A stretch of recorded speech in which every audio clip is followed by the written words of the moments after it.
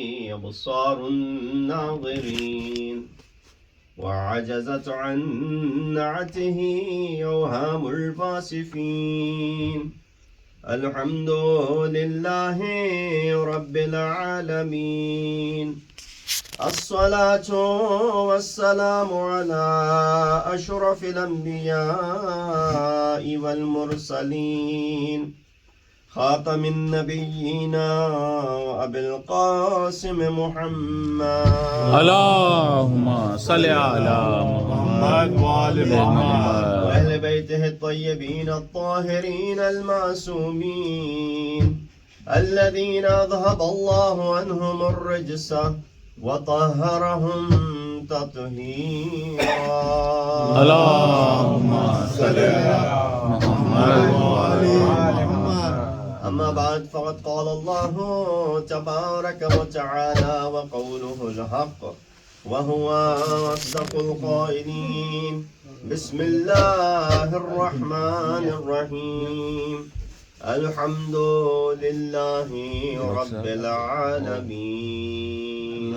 اللهم صل على محمد وآل محمد. السلام علیکم ورحمۃ اللہ وبرکاتہ. اللهم صل على.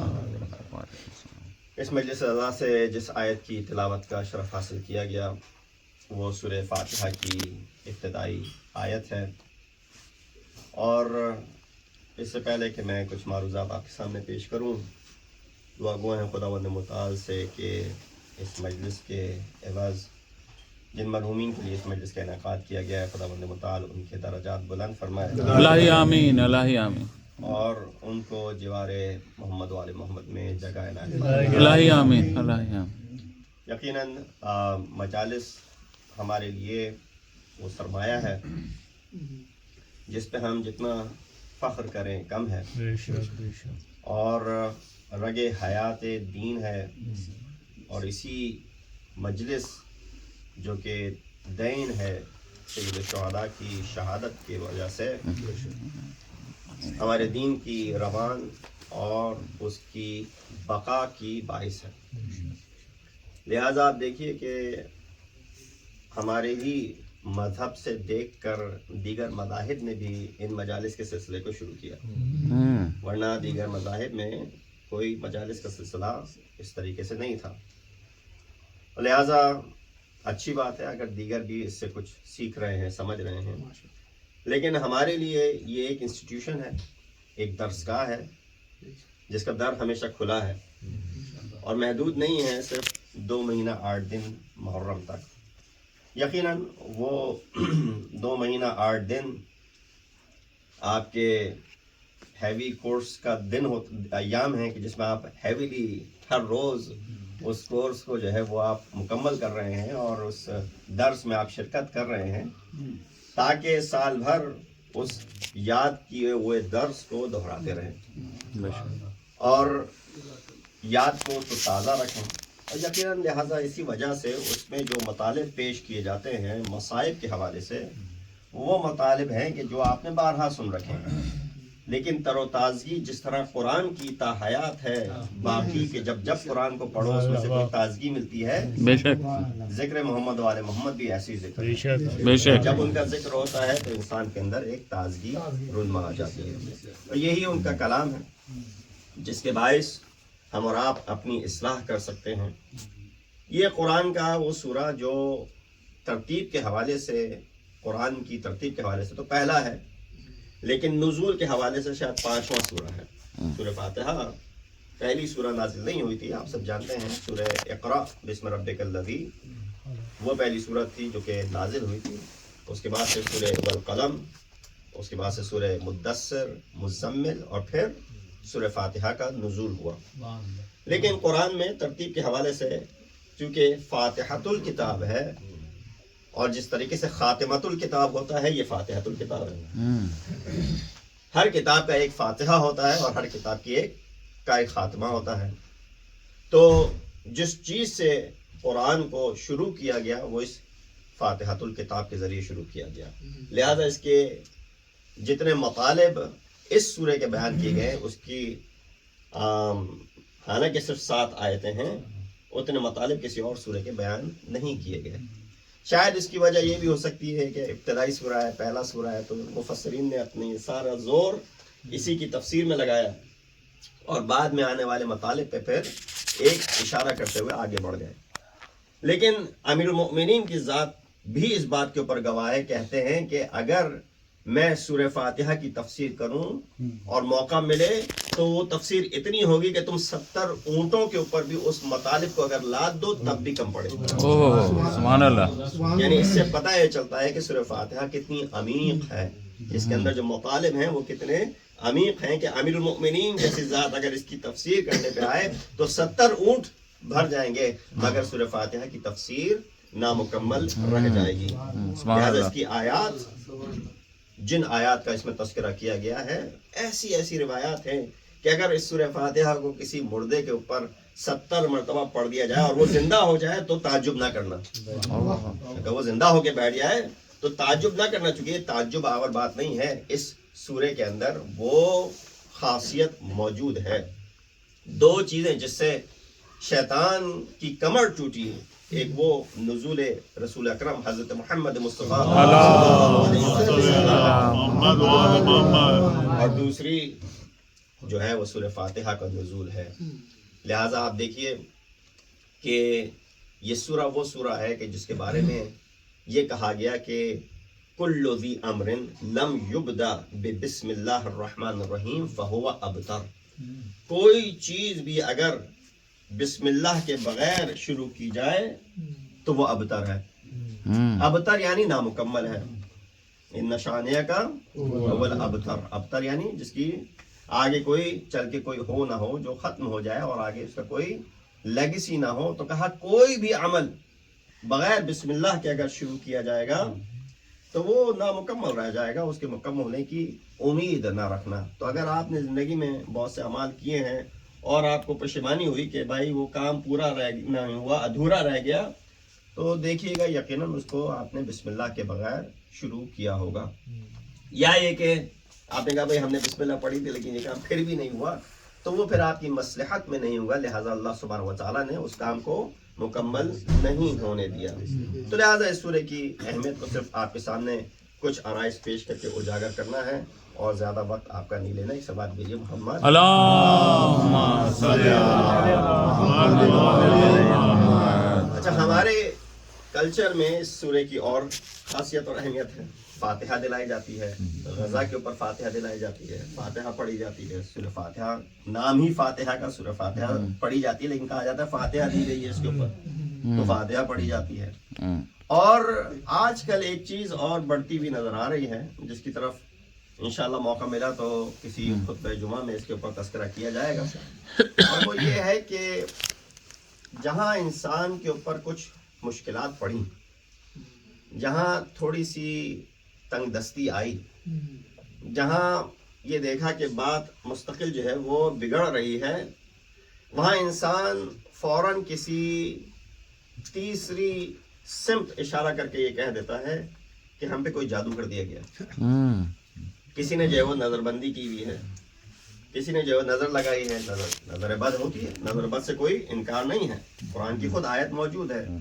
سورہ قلم کی آخری جو آیت ہے, وَإِن يَكَادُ الَّذِينَ كَفَرُوا لِيُزْلِقُونَكَ بِأَبْصَارِهِمْ, یُزْلِقُونَ بِأَبْصَار یعنی زَلَقَ بِأَبْصَار, اپنی آنکھوں سے بیسکلی کسی کو جو ہے وہ آئینے میں اتار لینا, یہ ٹرانسلیشن ہے یُزْلِقُونَ بِأَبْصَارِهِمْ. بلکہ شاید ظریف نقطہ ہے, کچھ لوگ سمجھیں کہ زلقہ سے ہی زلیخا ہے, تو زلیخا نے جو کیا تھا وہی زلقہ میں ہے, اپنی آنکھوں کے اشارے سے جو کام کیا تھا وہی لفظ زلقہ کے اندر ہے. تو جو ابصار کے ذریعے, آنکھوں کے ذریعے کسی کو اپنے اندر اتار لے یا آنکھوں کا کوئی اثر ایسا ڈال دے کہ جس سے سامنے والے کے اوپر مصیبتیں رونما ہونا شروع ہو جائیں, تو اس سے کوئی بھاگنا نہیں ہے اور اس سے فرار نہیں ہے. لیکن آج کے لیے چیز بڑھ رہی ہے کہ پچھلے 4-5 سالوں سے مولانا جو ہے وہ رشتے آتے ہیں لیکن نہیں ہو پاتے. پچھلے 5-6 سالوں سے نوکری ایسی چل رہی ہے. پچھلے 8-10 سالوں سے جو ہے بس مصیبتیں آئی جا رہی ہیں. ایک کا انتقال ہوا, پھر دوسرے کا تیسرے کا انتقال ہوا. فوراً انسان ان چیزوں کو ایک تیسری طاقت کی طرف ڈال دیتا ہے کہ شاید ہمارے اوپر کوئی نظر بندی کی گئی ہے، یا جو ہے مثلا کوئی جادو کر رہا ہے، یا جو ہے وہ کسی کے بھی. آپ کا ایمان اتنا پختہ ہونا چاہیے کہ آپ کے سامنے وہ ٹولز ہیں، وہ چیزیں موجود ہیں کہ جس کے ذریعے آپ ان چیزوں کو دور کر سکتے ہیں. بسم اللہ الرحمن الرحیم کے اندر وہ طاقت موجود ہے. سبحان اللہ. آپ اس کو اعتقاد عقیدے کے ساتھ اگر پڑھیں گے، کیا پڑھنے کی ضرورت ہے؟ اس فاتحۃ الکتاب کو پڑھیے، آپ 4 قل کو پڑھیے، آیت الکرسی کو اس کے ساتھ شمار کر لیجئے. سب سے بڑے سے بڑا عامل بھی آپ کو یہی چیز بتائے گا جو میں نے آپ کو آج ممبر سے بتا دیا. سبحان اللہ. اللہم صلی علی لہٰذا فاتحہ کے اوپر انشاءاللہ میں نے جیسے کہا جمعے کے خطبے میں کسی دن اس کے اوپر اور مزید ڈیٹیل میں گفتگو کریں گے کہ یہ فاتحۃ الکتاب وہ سورہ ہے کہ جس کے لیے رسول اکرم جی کہتے ہیں کہ لا صلاۃ الا بفاتحۃ الکتاب. کوئی صلاۃ واجب ہو یا مستحب ہو اس سورے کے بغیر نامکمل رہ جاتی ہے. اس کے بغیر آپ نماز کا تصور نہیں کر سکتے. آپ نے نماز پڑھی، کون سی سورہ پڑھی؟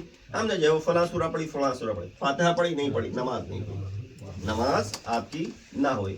آپ نے ذکر کیا مگر نماز وہ کاؤنٹ نہیں ہوگی، چونکہ جب تک اس کے اندر فاتحۃ الکتاب نہ ہو. رسول اکرم کی ذات جب معراج پہ جاتی ہے، معراج پہ رسول نے 4 نہریں دیکھیں.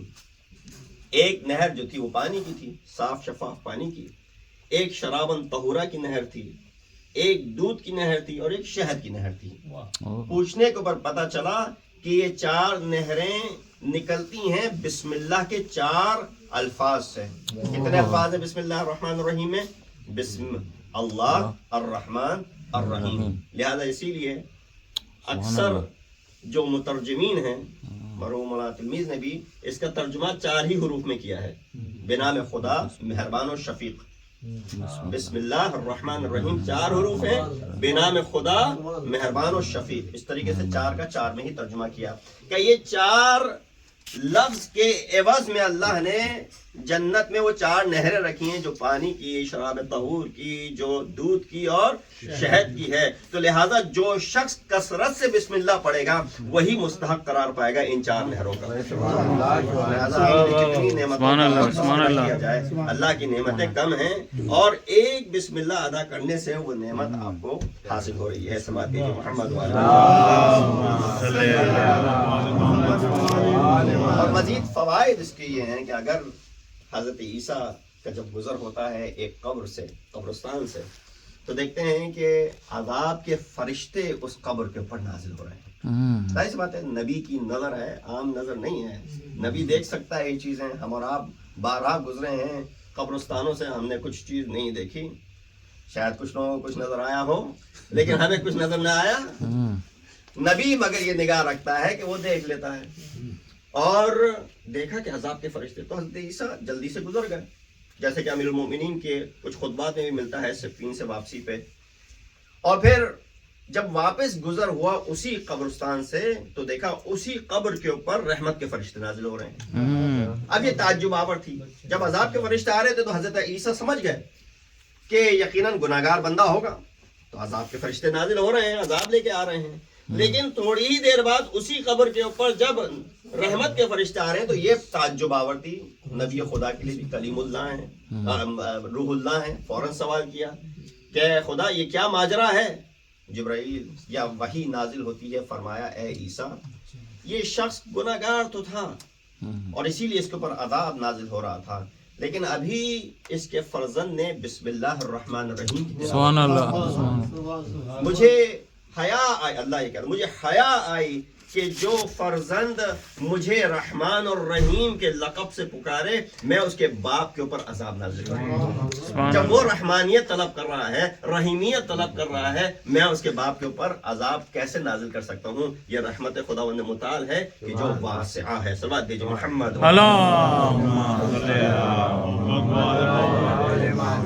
تو لہٰذا جلدی جلدی بیان کرتے ہوئے قرآن میں سورہ فاتحہ کی جو مثال ہے وہ ایسی ہے کہ اگر کسی مفصل کتاب کو سمرائز کر دیا جائے تو وہ سورہ فاتحہ ہے.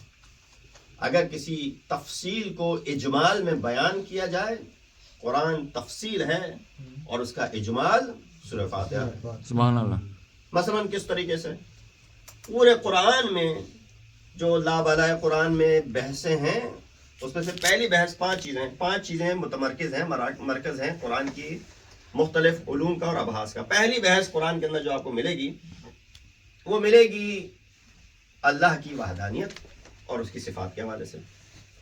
دوسری جو ڈسکشن آپ کو قرآن میں ملے گی وہ قیامت، اس میں جہنم اور جنت کے تذکرے کے حوالے سے۔ تیسری جو آپ کو گفتگو قرآن میں نظر آئے گی وہ عبادت اور اطاعت کے حوالے سے ہے۔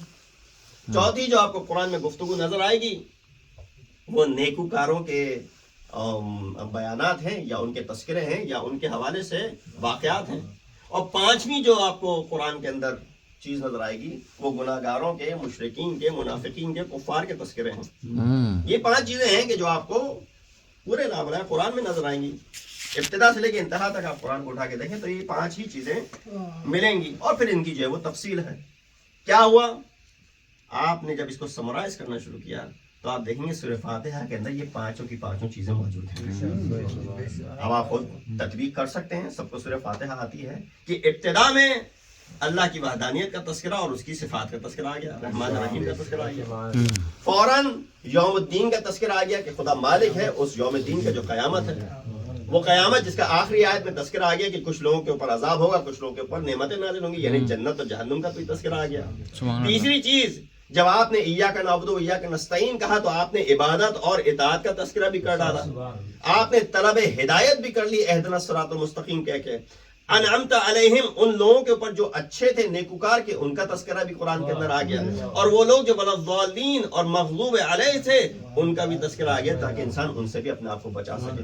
یہ پانچوں کے پانچوں تذکرے سورہ فاتحہ کے اندر موجود ہیں، سمری کے طور پہ، اجمال کے طور پہ، اور پورے قرآن میں پھیلے ہوئے ہیں تفصیل کے طور پہ۔ سبحان اللہ، صلی تو لہذا اس قرآن کی ابتدا جو ہوتی ہے وہ بھی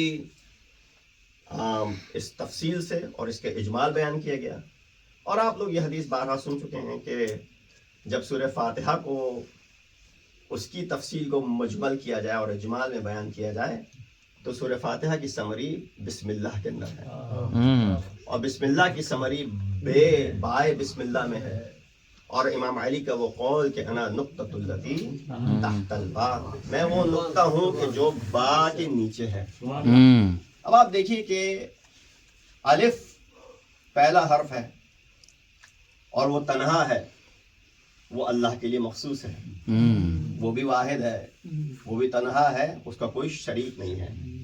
پہلا حرف الف ہوا، اللہ اولویت رکھتا ہے۔ دوسرا حرف با ہے تو جس طریقے سے ذات محمد مصطفیٰ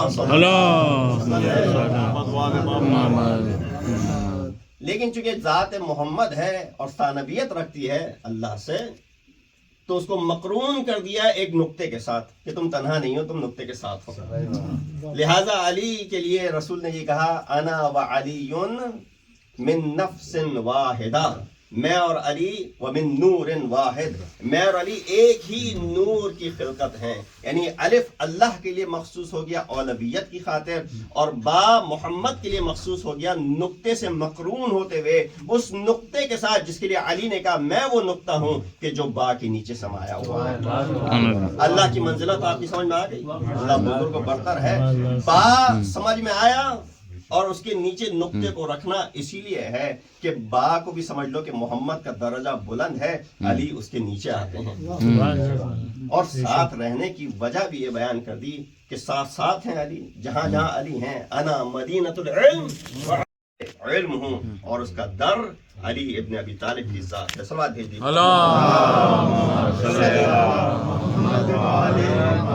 نعرہ حیدری۔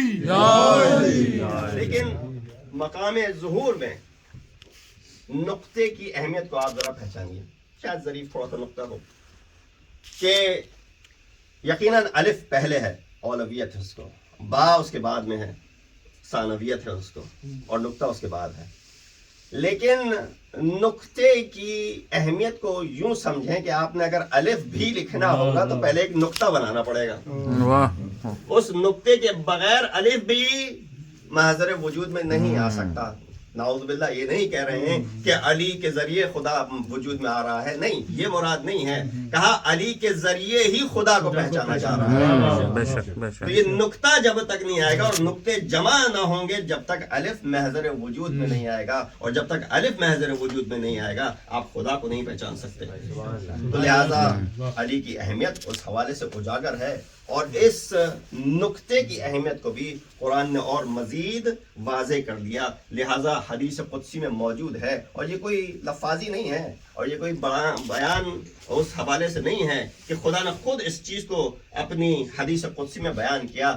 کنت کنزن مخفیا احببت ان اعرفا فخلقت خلقا. اللہ نے صرف علی کے لیے نہیں کہا، آپ سب کو بھی اس میں شامل کیا ہے. علی نے تو بولی یہ چیز، کہا میں چھپا ہوا خزانہ تھا، چاہتا تھا کہ پہچانا جاؤں تو میں نے مخلوق کو خلق کر دیا. یعنی مخلوق کے ذریعے اللہ پہچانا جاتا ہے، اور جب مخلوق علی بن جائے تو یقیناً اس کے نزدیک اللہ کو پہچاننا آسان ہو جائے گا. سبحان اللہ. محمد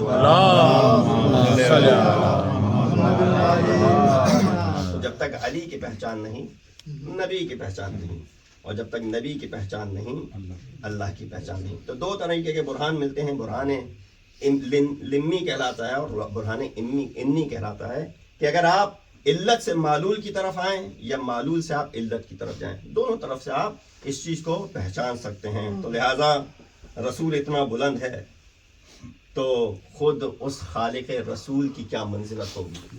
جب علی اتنے بلند ہیں تو اس خالق علی کی کیا منزلت ہوگی. تو لہٰذا علی نے اپنے آپ کو اس نقطے سے تشبیہ دے کے بہت سارے مسائل کو ہمارے لیے آسان کر دیا. اس وسیع قرآن کے اندر بھی آپ دیکھیے کتنے مطالب چھپے ہوئے ہیں.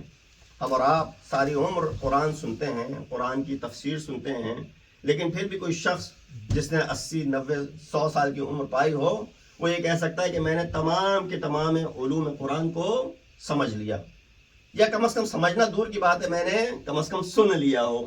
مشکل ہے کہ کوئی یہ بات کہہ سکے. بڑے بڑے علماء فقہا جا چکے ہیں. مثلا علامہ اقبال نے بھی اپنے بارے میں یہ کہا کہ کاش میں نے اپنی جوانی کو غرب فلسفہ غرب میں نہ ضائع کیا ہوتا اور قرآن میں نے اس کو صرف کر دیا ہوتا. حسن زادہ عاملی عرفاء میں سے جن کا تعلق ہے، وہ یہ کہتے تھے کہ کاش میں نے ابتدائی دور میں جب حافظہ اچھا تھا تو میں نے حافظ، شیرازی، سعدی ان کے کلام کے اوپر اپنے آپ کو متمرکز نہیں کیا ہوتا اور قرآن کو حفظ کرنے میں نے وقت صرف کیا ہوتا. یہ سارے علماء ان کی یہ گفتگو ہمارے لیے ایک واضح دلیل ہے اور ایک ہمارے لیے ایک واضح روشنی ہے کہ ہم اور آپ ابھی جب ہم میں تگدو ہے سننے کی، سمجھنے کی، تو اپنا وقت ہم اس قرآن کی خدمت میں لگائیں. صلوات بھیجئے محمد. تو لہذا جب قرآن پھیلتا ہے تو 6000 سے زیادہ آیتیں ہیں، اور جب یہی قرآن سمٹتا ہے تو ایک نقطے کی شکل اختیار کر جاتا ہے، اور وہ نقطہ علی کی ذات ہے. جیسے آپ ایک بیج اگر بوتے ہیں زمین میں اور اس کی نگرانی کرتے ہیں تو کچھ ہی سالوں میں وہ تناور درخت بن جاتا ہے. کیا کوئی کہہ سکتا تھا کہ اس بیج کے اندر یہ صلاحیت ہے کہ وہ ایک دن اتنا تناور درخت بن جائے گا جس سے پھل ملیں گے، جس سے پھول ملیں گے، جس سے سایہ ملے گا، جس سے اور کئی کام ہو سکیں گے؟ کہا جب آپ نے اس ذرے کی اور اس بیج کی حقیقت کو آپ نے نہیں پہچانا تو آپ اس نقطے کی حقیقت کو بھی نہیں پہچان سکتے. واضح کرتا چلوں اس بات کو کہ حس سے باصرہ جو ہماری حس ہے دیکھنے کی، اس کے ادراک کے حوالے سے اس کی آخری حد ایک نقطہ ہے. یعنی حد باصرہ جو ہے وہ اس کی ادراک کی آخری حد جو ہے وہ ایک نقطہ ہے. مثلا آپ کسی بڑے سے بڑے آبجیکٹ کو جتنا آپ دور ہوتے جائیں گے وہ چھوٹا ہوتا جائے گا. مثلا ایک راکٹ جب آسمان کی طرف جا رہا ہے تو آپ نے دیکھ لیا تھا کہ اس کی حیت کتنی بڑی ہے، لیکن جیسے جیسے وہ فاصلہ بڑھتا گیا، دور ہوتا گیا، میلوں کے فاصلے سے وہ جب آپ سے دور ہو گیا تو وہ ایک آپ کو نقطہ نظر آئے گا، چھوٹے سے چھوٹا وہ ہوتا چلا جائے گا. لہذا آپ دیکھ لیجئے کہ جو سب سے بڑا پلانٹ جو ہم سے دور ہے وہ نیپچون ہے، اور جو ارتھ سے 57 گنا بڑا ہے، کم از کم 3 بلین مائلز کے فاصلے پہ ہے، اور اگر دکھے کسی ٹیلیسکوپ کے ذریعے تو ایک نقطے کی مانے نظر آتا ہے۔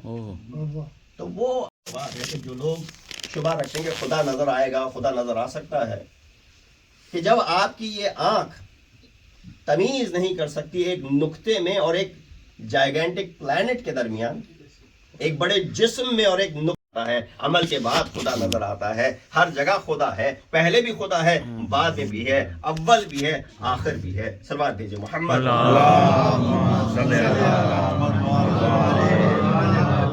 لہذا آپ دیکھیے بسم اللہ سے جہاں سے ہماری گفتگو شروع ہوئی تھی، اس میں امیر شام کی یہ چوری سامنے آ جاتی ہے کہ بسم اللہ کو حذف کر دیا گیا، اور بسم اللہ کو حذف کرنے کی اور وجوہات تو شاید پتہ نہ ہو، مگر ایک وجہ یہ یقیناً پتہ چلتی ہے کہ جہاں فضیلت علی جڑی ہوئی ہوگی وہاں سے اس چیز کو حذف کر دیا جائے۔ تو لہٰذا یہ ایک بہت بڑی خیانت تھی دین کے لیے کہ جس میں بسم اللہ الرحمن الرحیم کو ہٹا دیا گیا اور نمازوں میں بسم اللہ کو نہیں پڑھا گیا۔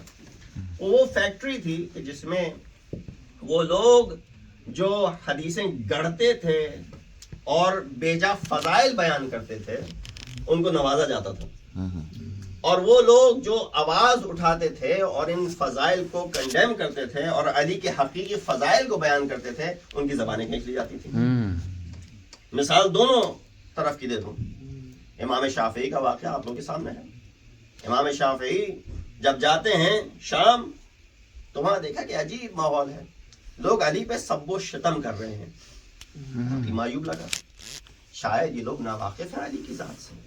ظاہر سی بات ہے وہ لوگ جو علی کی شہادت پہ یہ کہیں کہ علی محراب میں کیا کر رہے تھے، وہ یقیناً ناواقف تھے، جاہل تھے علی کے حوالے سے۔ تو انہوں نے چاہا کہ، اور انہوں نے یہ نہیں کہ مثلا کنڈیم کرنا شروع کر دیا، کہا کہ شاید ایجوکیٹ کرنے سے پہلا طریقہ یہی ہونا چاہیے کہ آپ جاہل کو کنڈیم کرنے سے پہلے اس کو ایجوکیٹ کریں۔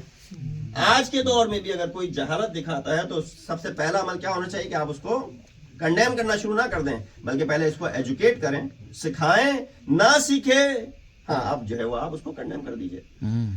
انہوں نے بھی یہی کیا، بینیفٹ آف دا ڈاؤٹ دیا کہ شاید ان لوگوں نے علی کی معرفت نہیں ہے، لہٰذا اس لیے جو ہے وہ یہ اس طرح کے الفاظ بیان کر رہے ہیں۔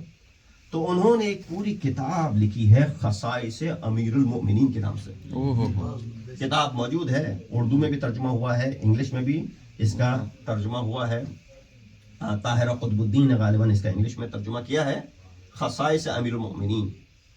اور اس کتاب میں علی کے وہ فضائل بیان کیے، حقیقی فضائل بیان کیے کہ جن فضیلتوں کے لیے رسول یہ کہتے تھے کہ اے علی، اگر مجھے شک ہوتا، اگر مجھے ڈر نہ ہوتا کہ میری قوم اور میری امت بھی تمہارے بارے میں وہی عقیدہ رکھے گی کہ جو عیسیٰ ابن مریم کے لیے رکھتے تھے، میں تمہارے وہ فضائل بیان کرتا کہ دنیا دنگ رہ جاتی۔ جب فضائل سارے کھل کے بیان نہ کرے تب یہ عالم ہے، تو بتائیے اگر فضائل بیان ہو جاتے تو کیا ہوگا؟ سبحان اللہ۔ تو لہٰذا انہوں نے خصائص امیر المؤمنین کے اوپر کتاب لکھی، اس کا کیا صلہ ملا؟ ان کو بری طریقے سے مارا گیا۔ جب وہ واپس پلٹ کے آئے ہیں مدینہ تو ان کی اسی وجہ سے شہادت ہوتی ہے، اور امام شافعی اس دنیا سے جاتے ہیں اس حالت میں کہ انہوں نے علی کے حق میں آواز بلند کی۔ آج تک وہ کتاب موجود ہے، شاید اور آثار باقی رہیں نہ رہیں، لیکن جب علی کے نام سے کتاب تدوین کی گئی تو اثر تا حیات قیامت تک باقی رہے گا۔ اور اسی طریقے سے حق گوئی علی کے فضائل بیان کرنے کی بات آتی ہے تو میثم تمار کی مثال آپ کے سامنے ہے کہ یہاں تک کہ میثم تمار سے یہ کہا گیا کہ اگر تم خاموش نہ ہوئے تو تمہاری جان بھی لی جائے گی۔ میثم تمار نے کہا مجھے معلوم ہے کہ میری جان کس طرح لی جائے گی، درخت کے ساتھ باندھا جائے گا، لٹکایا جائے گا، میری زبان تک کھینچی جائے گی۔ ابن زیاد کہتا نہیں، تمہارے مولا نے تمہیں یہ کہا تھا نا، تو ہم تمہاری زبان نہیں کھینچیں گے، صرف درخت کے ساتھ لٹکا دیا گیا۔ جب وہ درخت کے ساتھ لٹک رہے تھے، ابن زیاد اپنے طریقے سے یہ کہہ رہا تھا کہ میں نے علی کو جھٹلا دیا۔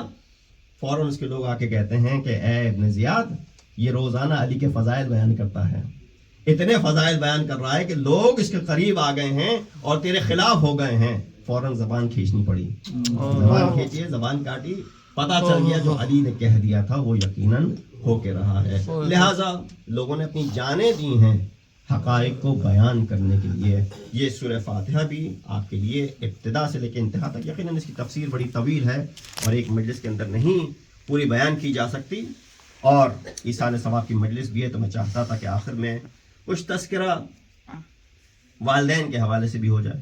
یقیناً سبھی یہاں والد بیٹھے ہوئے ہیں اور خواتین میں بھی والدائیں تو والدین ہیں، اور بہت سو کے والدین حیات ہیں، بہت سو کے والدین اب حیات نہیں ہیں. جن کے حیات ہیں ان کے لیے ایک ایسا وسیلہ ہے ہر روز جنت کمانے کا. یعنی گناہ جتنا بڑا ہو، والدین کی رضایت اگر حاصل ہو جائے تو وہ گناہ معاف ہو جاتے ہیں. سبحان اللہ. گناہ جتنا بڑا ہو، اگر والدین کی طرف انسان نگاہ کرے رحمت بھری، تو خداوند متعال اس کے حق میں حج مبرور لکھ دیتا ہے. لیکن ہاں اسی طریقے سے امتحان بڑا سخت ہے کہ اگر نظراً ماقت انسان بری نگاہ سے دیکھے تو سارے کے سارے اعمال حفظ کر لیے جائیں گے، کوئی عمل باقی نہ رہے گا. فی الحال امتحان ہے ہر دو طرف سے، ڈبل ایجڈ سورڈ کہہ لیجیے. اتنے ہیں کہ ایک نگاہ رحمت ماں باپ کی طرف کرے انسان تو اللہ حج مبرور لکھ رہا ہے، لیکن ایک نفرت آمیز نگاہ سے دیکھے گا تو لم یقبل صلاتها. صلاۃ تو صرف یہاں پہ صرف اور صرف مثال کے طور پر دی گئی ہے، کوئی اور عمل بھی قبول نہ ہوگا. لہٰذا جب ایک شخص آیا تھا رسول کے پاس تو اس نے آگے کہا کہ میں نے بڑے گناہ کیے ہیں، تو رسول نے کہا جاؤ تم اپنے والدین کی خدمت کرو. رسول نے یہ نہیں بتایا کہ یہ عمل انجام دو، یہ دعا پڑھو. لوگ معمولاً ہم سے بولتے ہیں مولانا کوئی دعا بتا دیجئے، کوئی وظیفہ بتا دیجئے. آپ کے والدین حیات ہیں، ان کی خدمت کریں گے، یہی سب سے بڑا وظیفہ ہے آپ کے لیے. سبحان اللہ. آپ کے آخرت کے لیے اس سے بڑا کوئی اور وسیلہ نہیں ہو سکتا. تو لہٰذا جن لوگوں کے والدین زندہ ہیں خداوند متعال ان کو توفیق دے کہ ان کی خدمت کر سکیں، اور جن کے گزر گئے ہیں وہ پشیمان نہ ہو، وہ مایوس نہ ہو. کیوں کہا سید الابرار من ابر والدے بعد فوتہما. سید الابرار وہ ہے کہ جو اپنے اذا مات ابن آدم انقطع عملہ الا عن ثلاث. جب بنی آدم یعنی انسان کی موت واقع ہوتی ہے سارے اعمال منقطع ہو جاتے ہیں سوائے تین چیزوں کے. ولد صالح یدعو لہ، ایک وہ صالح اولاد جو اس کے لیے دعا کرے. صدقۃ جاریہ، صدقہ جاریہ اگر اس کے نام پہ کیا جائے. وعلم ينتفع به، یا ایسا علم، ایسی نالج جو بعد میں آنے والوں کو فائدہ پہنچاتی رہے. آپ کی موجود ہیں یہ چیزیں. آپ مرحوم کے لیے، مرحومین کے لیے آپ کوئی علمی بندوبست کر سکتے ہیں، کسی کتاب کو چھپوا سکتے ہیں، کسی علم کو فروغ دے سکتے ہیں، یا مثلا آپ کسی اور صدقہ جاریہ میں ان کے نام سے کچھ کر سکتے ہیں. یہ ساری کی ساری چیزیں ویسے ہی شمار ہوں گی جیسے آپ نے ان کی حیات میں ان کا خیال رکھا ہوگا. تو یہ نہ سمجھے انسان کہ باپ کے چلے جانے کے بعد سے اب میں کیا خدمت کر سکتا ہوں. یوں انسان ان کی خدمت کر سکتا ہے. اور اس سے بڑی اور خدمت کیا ہے کہ آپ اس دین کی خدمت کریں، اس دین کے حوالے. یہ مجلس اعضاء ہے، ہمارا کیا عقیدہ ہے مجلس کے حوالے سے؟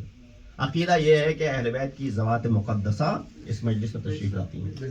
آپ نے اپنے گھر میں مجلس رکھی، آپ نے گویا اہل بیت کو اپنے گھر میں دعوت دے دی. باپ کی مجلس کے ساتھ ساتھ اہل بیت کے گھر میں ورود اور آنا، یہ کیا ہے؟ رحمتوں کی بارش ہے. لیکن اس رحمت کی بارش کے ساتھ ساتھ گھر میں کوئی اور ایسا عمل نہ ہو کہ جس میں امام وقت دور بات پیش امام بھی آنے سے گریز کرے، پیش امام بھی آنے سے گریز کرے. تو لہٰذا ایسا عمل گھر سے دور رکھا جائے. یہ قرآن واقعاً وہ باکمال کتاب ہمارے درمیان موجود ہے. بس آخری جملہ اور میں مصائب کی طرف لے جاؤں کہ وہ باکمال کتاب ہے قرآن، کہ جس کے لیے یہ کہا امیر المؤمنین نے، کتاب الکافی میں کلینی کی روایت ہے کہ ان البیت الذی یقرأ فیہ القرآن ویذکر اللہ عز وجل فیہ، وہ گھر جس میں قرآن کی تلاوت کی جائے اور اللہ کا ذکر کیا جائے، کہتے ہیں تکثر برکتہ، اس کی برکتیں کثرت میں اور تکثیر ہو جاتی ہیں اور بڑھنے لگتی ہیں. تحضرہ الملائکہ، ملائکہ اس گھر میں ورود کرتے ہیں. وتہجرہ الشیاطین، اور شیطان اس گھر سے کوسوں دور ہو جاتے ہیں. اور پھر امام نے ریورس میں بھی یہ بتا دیا، ان البیت الذی لم یقرأ فیہ القرآن ولم یذکر اللہ عز وجل فیہ، وہ گھر جس میں قرآن کی تلاوت نہ ہو اور ذکر خداوند متعال نہ ہو، تقل برکتہ، اس کی برکتیں کم ہونا شروع ہو جاتی ہیں. اس کے اندر ملائکہ سے دور رہتے ہیں اور شیاطین they gain access to this house. پھر امام یہ کہتے ہیں کہ وہ گھر جس میں قرآن کی تلاوت ہو رہی ہے نا، کہتے ہیں تضیء لأہل السماء کما تضیء الکواکب لأہل الارض. یہ گھر اس طریقے سے چمکتے ہیں جیسے جب اہل السماء، آپ جب آسمان کی طرف نگاہ اٹھا کے دیکھتے ہیں ستارے چمک رہے ہوتے ہیں نا، جب اہل سماء زمین کی طرف نگاہ کرتے ہیں تو یہ گھر چمک رہے ہوتے ہیں. کیوں؟ ان کے گھر میں تلاوت قرآن ہوتی ہے. بس یہی تلاوت قرآن تھی کہ جو آپ کو نیزے پہ بلند سر حسین سے. روایتوں میں ملتا ہے کہ امام حسین کی آنکھیں نیزے پہ بلند ہونے کے باوجود کھلی ہوئی تھیں کربلا سے شام تک.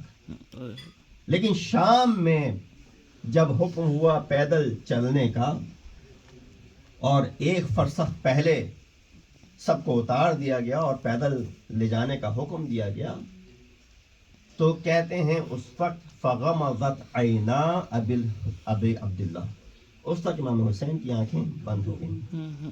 زینب نے خطاب کیا کہ اے بھیا، یہ تماشبین کا رش ہجوم دیکھو اور زینب کی اسیری دیکھو کہ سر پہ چادر نہیں ہے. بس یہ سننا تھا کہ فغمضت عینا ابی عبداللہ، امام حسین کی آنکھیں شرم سے بند ہو گئیں. جناب زینب کہتی ہیں لا تغمض عینیک یا ابا عبداللہ، اس وقت بند نہ کرنا اپنی آنکھیں اے ابا عبداللہ. دیکھو بہن کی اسیری، بہن نے حق گوئی کی ہے، آپ کو کربلا میں شہید کیا گیا، مگر اس دین کی تشہیر کے لیے زینب نکلی ہوئی ہے. ایک ایک مقام پہ زینب نے اس دین کی تشہیر کی ہے. امام حسین کا زخم یقیناً بہت بڑا تھا.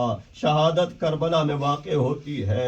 امام حسین کی شہادت جیسی کوئی شہادت نہیں. امام حسن نے پہلے سے کہہ دیا تھا لا یوم کا یوم کا یا ابا عبداللہ. ارے سب کی شہادت اپنی جگہ، لیکن اے حسین آپ کی جو شہادت ہے لا یوم کا یوم کا، جو آپ کے اوپر گزرے گی اس دن جیسا کسی اور کا دن نہیں ہے. یقیناً سخت تھا حسین کے لیے. حسین کے اوپر وہ ارواح نگاہ کر رہی تھی. رسول اکرم بھی دیکھ رہے ہیں، امیر المؤمنین بھی دیکھ رہے ہیں، فاطمہ الزہرا بھی دیکھ رہی ہوں گی. ارے وہ گلا جس کے رسول بوسے دیتے تھے، اب وہ گلا چھیدا جا رہا ہے. شبر سوار ہے حسین کے سینے پہ. ایک دفعہ پلٹتا ہے حسین کو، ادھر سے بہن دیکھ رہی ہے، ادھر سے رسول دیکھ رہے ہیں، ادھر سے فاطمہ الزہرا دیکھ رہی ہے. ادھر خنجر چلنا شروع ہوا. زینب نے کیا کہا، اے شیر ذرا آہستہ خنجر چلا، میرا بھیا 3 دن کا